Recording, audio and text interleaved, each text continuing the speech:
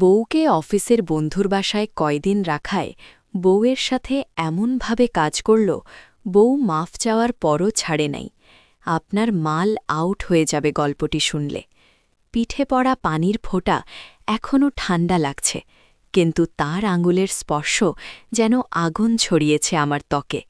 শ্বাস আটকে এসেছিল গলায়। বস দাঁড়িয়ে আছেন পেছনে, তার দেহের উষ্ণতা আমার চামড়ায় মিশে যাচ্ছে, আর আমি এক গাদা সংখ্যা আর গ্রাফের সামনে জমে বসে আছি। ভাবছি এই মুহূর্তে পালাতে পারলে কত ভালো হতো, কিন্তু পালাবার জায়গা? এই বাড়িই তো এখন তার। আর আমার স্বামী, সে তো মাইলখানেক দূরে, অফিসের জরুরি কাজের নাম করে আমার দিকে ফিরেও তাকায় না। এই যে পানির গ্লাসটা আবার উঠল আমার ঘাড়ের পাশ দিয়ে। পরের ফোঁটাটা কোথায় পড়বে? আমার নাম তানিয়া, বয়স ২৫। গ্রামের সেই বাড়ি যেখানে রোদে পুড়ে ধান কাটতাম, সেটা এখন শুধু স্বপ্ন। ৪ মাস আগে স্বামী রাহুলের ডাকে শহরে এসেছিলাম। ভেবেছিলাম সংসার শুরু হবে। রাহুলকে পেয়েছিলাম ঠিকই, কিন্তু সে যেন আমি নেই। ওর চোখে শুধু কাজের চাপ আর টাকার টেনশন। ওর অফিসের সেই বন্ধু, যার নাম আলমারি ভাই, সেই আমাদের বাড়ি ভাড়ার টানাটানির দিনে নিজের বাড়িতে আশ্রয় দিয়েছিল। মনে হচ্ছিল দেবদূত, কিন্তু দেবদূতদেরও কি এত ঘনিষ্ঠ হবার দরকার পড়ে? আলমারি ভাই, বয়স ৫০-এর কোটা পার, দেখতে ফিট, চেহারায় স্মার্টনেস লেগে থাকে। প্রথম দিন থেকেই বললেন, তানিয়া, বস বলে ডেকো না, আমার নামই ডাক। কথায় কথায় সাহায্যের হাত বাড়াতেন। রাহুল যখন টাকার অভাবে হিমশিম খাচ্ছিল, তখন তিনিই আমাকে চাকরির প্রস্তাব দিলেন। মাসিক ২৫,০০০।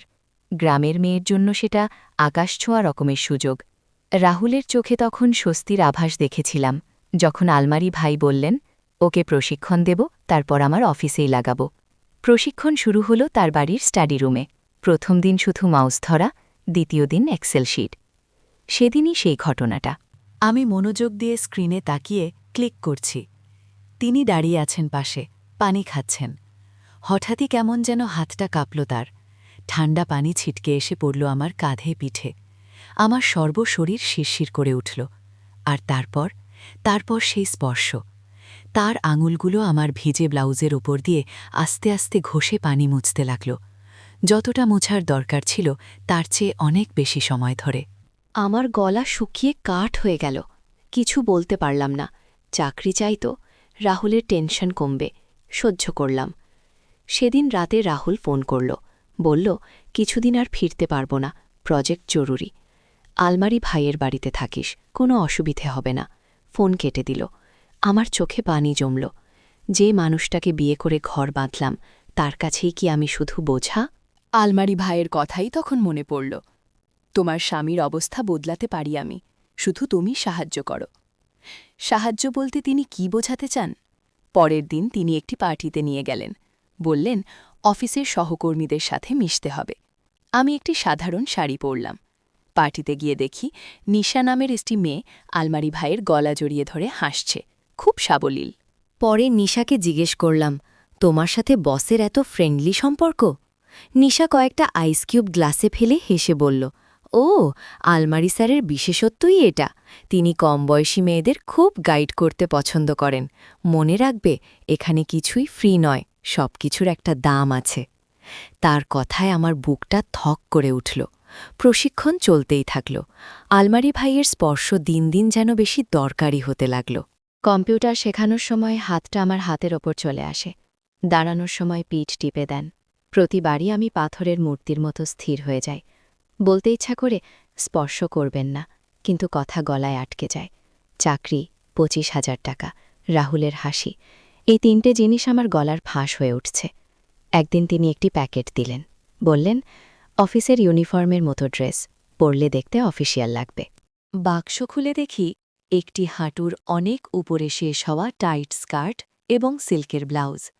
আমার রক্ত তাজা হয়ে গেল। পরদিন আমি আমার পুরনো পরিষ্কার একটা সালোয়ার কামিজ পরে হাজির হলাম। তার মুখ দেখে বুঝলাম তিনি খুশি হননি, কিন্তু কিছু বললেন না। সেদিন সন্ধ্যায় তিনি ডাকলেন তার শয়নকক্ষে। বললেন, কিছু জরুরি ফাইল সাজাতে হবে। ঘরে গেলাম। ঘরটা খুব বেশি আলো করা নয়। তিনি বিছানার পাশে বসেছিলেন। আমাকে কাছে ডাকলেন, হাত বাড়িয়ে দিলেন একটি ফাইলের জন্য। আমি ফাইল দিতে এগোতেই তিনি হঠাৎ আমার হাতটা চেপে ধরে ফেললেন, শক্ত করে। আমার হাতের রক্ত চলাচল যেন বন্ধ হয়ে গেল। তানিয়া। তার গলার আওয়াজ অদ্ভুত রকমের নিচু, মোলায়েম, কিন্তু ভিতরে একটা লোহার শিকলের শব্দ শোনা যাচ্ছিল। এত কষ্ট করে শেখাচ্ছি, তুমি কিছুই শিখছ না বলে মনে হচ্ছে। সহজ পথ আছে। আমি টান মারতে চাইলাম, পারলাম না। কি সহজ পথ? আমার কণ্ঠস্বর কাঁপছিল। তুমি জানো, রাহুল আজও ফেরেনি। সে আসবে কি না তাও ঠিক নয়। তুমি এখানে থাকবে, আমি দেখব। শুধু আমাকে একটু সহযোগিতা করতে হবে। তার চোখের দিকে তাকালাম। সেখানে কামনা আর কর্তৃত্বের একটা বিষাক্ত মিশ্রণ জ্বলছে। তিনি আমার হাতটা আরও টেনে নিলেন। তার শ্বাস আমার গালে লাগল। সহযোগিতা। কথাটা আমার কানের ভিতরে ঢুকে ফনা তুলে বসল। নিশার কথা মনে পড়ল। এখানে কিছুই ফ্রি নয়। হঠাৎ সেই গ্রামের বাড়ির ছবি মনে পড়ল। বাবা আমাকে বলতেন, মেয়ে, সম্মানটা কাপড়ের থানার মতো, একবার ময়লা হলে সহজে ধোয়া যায় না। আমার সম্মান? রাহুলের কাছে কি আমার কোনো মূল্য আছে, যে আমাকে এই বাঘের মুখে ফেলে রেখে মাইল দূরে চলে গেল? একটা অদ্ভুত শক্তি এলো শরীরে। আমি জোরে হাতটা ছিনিয়ে নিলাম, পেছনে 2 পা হটলাম। আলমারি স্যার। এবার আমার গলার স্বর শোনাতে লাগল নিজের কাছেই অচেনা, দৃঢ়। আপনার সাহায্যের জন্য ধন্যবাদ, কিন্তু আমার প্রশিক্ষণ এখানেই শেষ। আমি কাল সকালেই চলে যাব।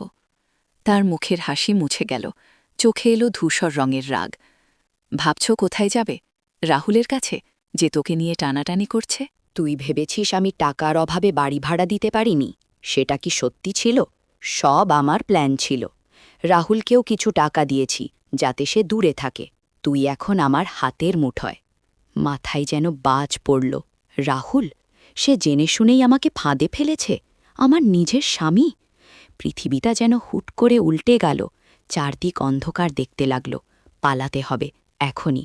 আমি দৌড়ে ঘর থেকে বের হলাম, করিডোরে ছুটতে লাগলাম। পেছনে তার পায়ের শব্দ। তানিয়া, থাম। সিঁড়ি বেয়ে নিচে নামছি। লাইট সুইচ খুঁজে পাচ্ছি না। হঠাৎ পায়ের তলায় পিছলে আমি সিঁড়ি থেকে পড়ে গেলাম। একটু শব্দ হল না, শুধু অন্ধকার আর গোড়ালিতে তীক্ষ্ণ যন্ত্রণা। কিছুক্ষণ পর আলো জ্বলে উঠল। আলমারি ভাই দাঁড়িয়ে আছেন সিঁড়ির মাথায়। নিচে নামলেন না, শুধু বললেন, দেখলি, নিজের ক্ষতি নিজেই করলি। উঠে আয়, ডাক্তার দেখাব। আমি উঠে বসার চেষ্টা করলাম।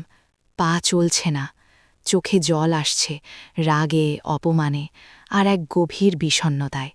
কিন্তু সেই সঙ্গে আসছে একটু শান্তিও, কারণ আমি না বলতে পেরেছি। ফাঁদে পড়েও লড়াই করেছি। তিনি নিচে নেমে এলেন। এবার তার চোখে রাগ নেই, একটা ক্লান্ত, নিষ্পেষিত দৃষ্টি। তিনি হাত বাড়ালেন সাহায্য করতে। আমি তার দিকে তাকালাম। এই মানুষটাই আমাকে আশ্রয় দিয়েছে। আবার এই মানুষটাই আমাকে ভেঙে চুরে নিতে চেয়েছে। আমি তার হাত ঠেলে দিলাম। দরকার নেই, আমি উঠব। ঘণ্টাখানেক পরে আমি আমার ঘরে শুয়ে আছি, পা ব্যান্ডেজ করা। আলমারি ভাইয়ের কাজের মেয়ে দরজার বাইরে উকি দিয়ে বলল, বাবু বলেছেন আপনি সুস্থ হয়ে উঠুন, তারপর কথা হবে। জানালা দিয়ে শহরের রাতের আলোগুলো দেখছি। রাহুলের ফোন নম্বরে আঙুল ঘুরছে। ডায়াল করব। যে আমাকে বিক্রি করে দিয়েছে, তার কাছে কি ফিরে যাওয়ার কোনো পথ আছে? না, নেই। কিন্তু যাই নেই, আমি এই বাড়িতে আর নেই। ফাঁদে পড়েও আমি নিজের সিদ্ধান্তটা নিয়েছি। প্রশ্ন হচ্ছে, পরের সিদ্ধান্তটা কি হবে? কোথায় যাব? শ্রোতারা, তানিয়ার গল্প এখানেই শেষ নয়। তার সামনে এখন 2টো পথ। হয় সেই স্বামীর কাছে ফিরে যাওয়া, যে তাকে অর্থের বিনিময়ে ফাঁদে ফেলেছে, নয়তো সম্পূর্ণ একা এই বিশাল শহরে ভাঙা গোড়ালি নিয়ে নতুন করে লড়াই শুরু করা। আপনিই বলুন, তানিয়ার কি করা উচিত? সে রাহুলের কাছে ফিরে গিয়ে কথা বলুক, নাকি একা বেরিয়ে পড়ুক অজানার পথে? কমেন্টে আপনার মতামত দিন। আর এমন মর্মস্পর্শী রোমাঞ্চকর গল্প শোনার জন্য চ্যানেলটি সাবস্ক্রাইব করুন, বেল আইকনটি অ্যাক্টিভ করে দিন যাতে পরের গল্পটা মিস না করেন।